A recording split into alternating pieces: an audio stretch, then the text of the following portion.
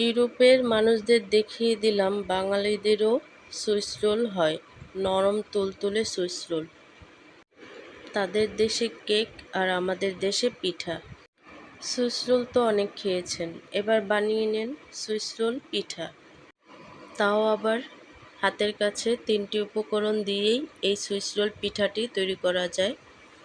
Hi guys, আসসালামু আলাইকুম, welcome back to my channel. কেমন আছো তোমরা সবাই? আশা করি ভালো আছো।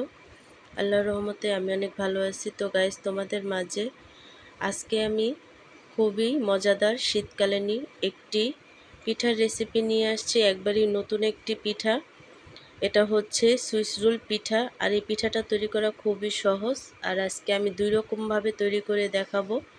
আর তার জন্য এখানে আমি একটা ড্রাগন ফল নিয়ে নিছি, আর এই ফলটা দিয়েও কিন্তু একটা পিঠা তৈরি করে আমি দেখাবো। জাস্ট এটার কালারটা আমি নেব। তো এই কালারটা দিয়ে কিন্তু আমি এক রকমের পিঠা বানাবো। তো এই পিঠাটা তৈরি করা খুবই সহজ, ঘরে যেই উপকরণ থাকে সেটা দিয়েই কিন্তু এই পিঠাটা তৈরি করা হয়ে যায়। তো ভিডিওটি ফার্স্ট থেকে লাস্ট পর্যন্ত দেখতে থাকো, আশা করি ভালো লাগবে। আর ভালো লাগলে প্লিজ একটি লাইক আর একটি সাবস্ক্রাইব করে পাশে থাকবে। আর সুইস রোলটা তৈরি করার জন্য এখানে আমি শুকনো চালের গুঁড়া নিয়ে নিছি। চালের আটাটা সিদ্ধ করার জন্য এখানে আমি লবণ আর পানি বলক তুলে নিছি। আর এখানে আমি দিয়ে দিচ্ছি চালের আটাটা। একেবারে লাড়াচাড়া করা যাবে না। তো এই চালের আটাটা দিয়ে কিন্তু আমি ঢেকে দেব সিদ্ধ হওয়ার আগ পর্যন্ত। তো সিদ্ধ হওয়ার আগ পর্যন্ত কিন্তু ঢেকে রাখছিলাম, তো সিদ্ধ হয়ে গেছে।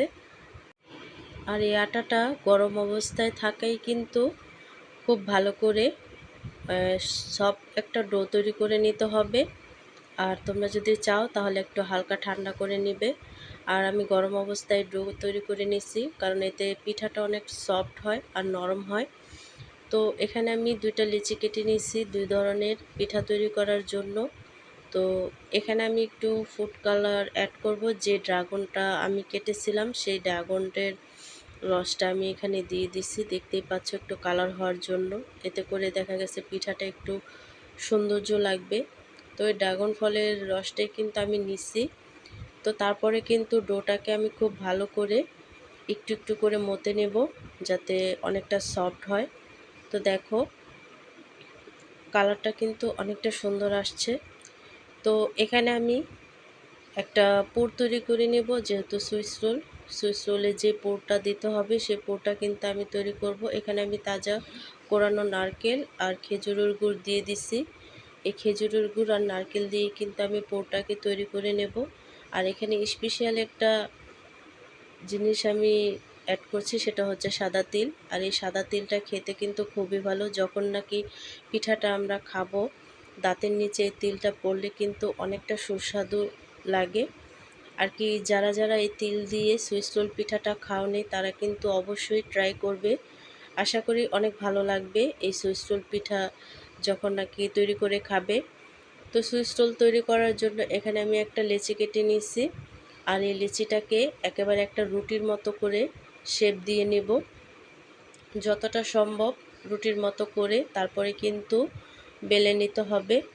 আর একটু ভারী করে বেলতে হবে। রুটিটা যতটা পাতলা, অতটা পাতলা কিন্তু করা যাবে না। তো এখানে আমি একটা শেপ দেওয়ার জন্য কিন্তু কিনারগুলো সাইজ করে নেব।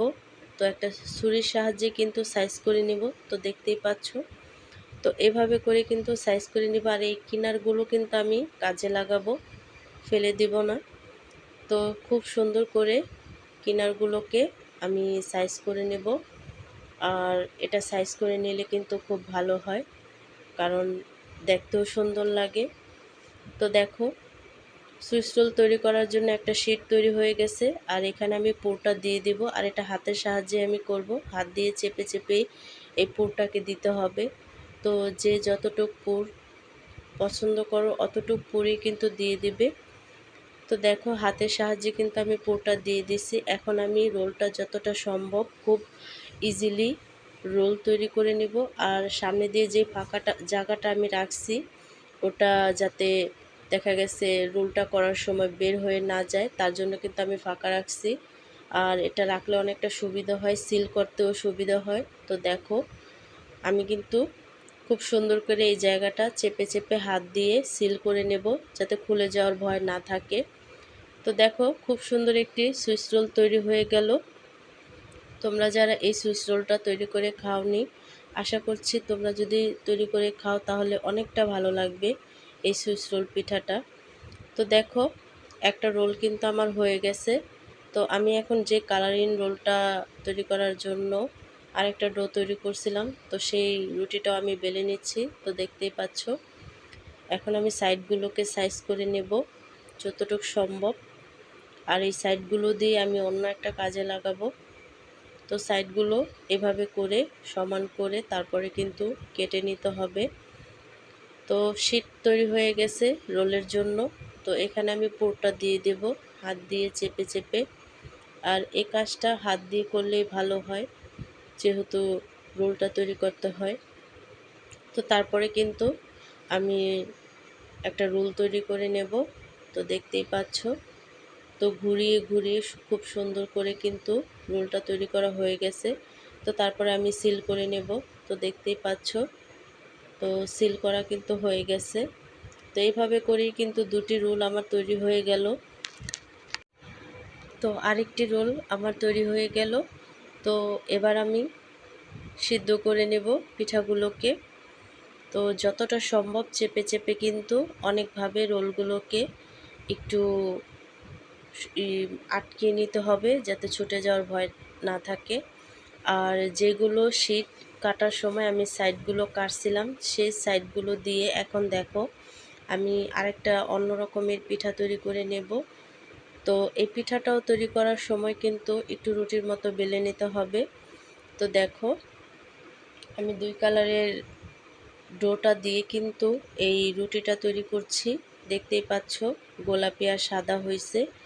তো এই বৈরমের মুখার সাহায্যে কিন্তু আমি কেটে নেব। তো দেখতেই পাচ্ছ, তো এইভাবে কেটে তো আমি আরেকটা ডিজাইনের পিঠা তৈরি করব। তো এভাবে কেটে কিন্তু তোমরাও এই শীটগুলো দিয়ে অন্যরকম একটি পিঠা তৈরি করতে পারো, যে ডোটা সাইড থেকে বাঁচে। তো এই পুরটা আমি দিয়ে দিলাম। পুরটা দেওয়ার পরে কিন্তু এখানে আমি সুন্দর একটা ডিজাইন তুলে নেব। তো দেখো এটাও কিন্তু সিদ্ধকলি, আর এই সিদ্ধকলিটা খেতেও কিন্তু খুব ভালো লাগে। তো দেখো আমি এখানে একটি ডিজাইন তুলে নেব। তো যে অংশটা সাইড থেকে বাঁচছে সেই অংশটা দিয়েও কিন্তু আরও অনেক ধরনের পিঠা তৈরি করা যায় ফেলে না দিয়ে। তো এখানে আমি ডিজাইনটাকে তুলে নেব।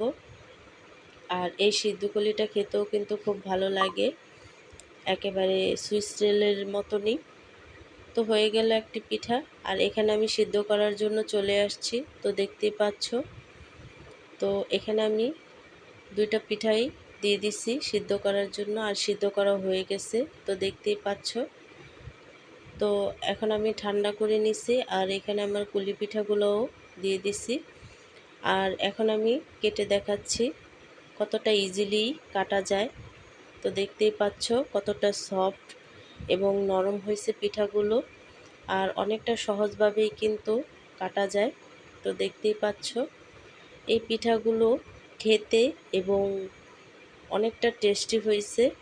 যারা কখনো পিঠা তৈরি করে না বা ঝামেলা মনে করে, এই পিঠাগুলো কিন্তু অতি সহজেই তারা তৈরি করে নিতে পারে। আর এই পিঠাগুলো তৈরি করা যায় হাতের কাছের 3টি উপকরণে, ঘরে যা থাকে সেইগুলো দিয়েই কিন্তু এই পিঠাগুলো তৈরি করা যায়। আর তোমরা ইজিলি এই পিঠাটা তৈরি করে নিতে পারো। আর এই পিঠাটা খেতেও যেমন টেস্ট এবং তৈরি করতেও কিন্তু সহজ। তো দেখতেই পাচ্ছ অনেকটা দেখতে কিন্তু কেকের মতনই মনে হচ্ছে, সুইস রোল কেকের মতো, কিন্তু না, এটা তো একটা সুইস রোল পিঠা। আর এই পিঠাটা কিন্তু খেতে খুবই ভালো লাগে। তো দেখতেই পারছো আজকের রেসিপিটা কতটা সহজ এবং ইজিলি করা যায়। তো আজকের রেসিপিটা কেমন লাগছে অবশ্যই কিন্তু কমেন্টে জানাবে। তো অন্য কোনো রেসিপি নিয়ে তোমাদের মাঝে আবার চলে আসব। আজকে এই পর্যন্তই। সবাই সুস্থ থাকবে, ভালো থাকবে। আল্লাহ হাফিজ।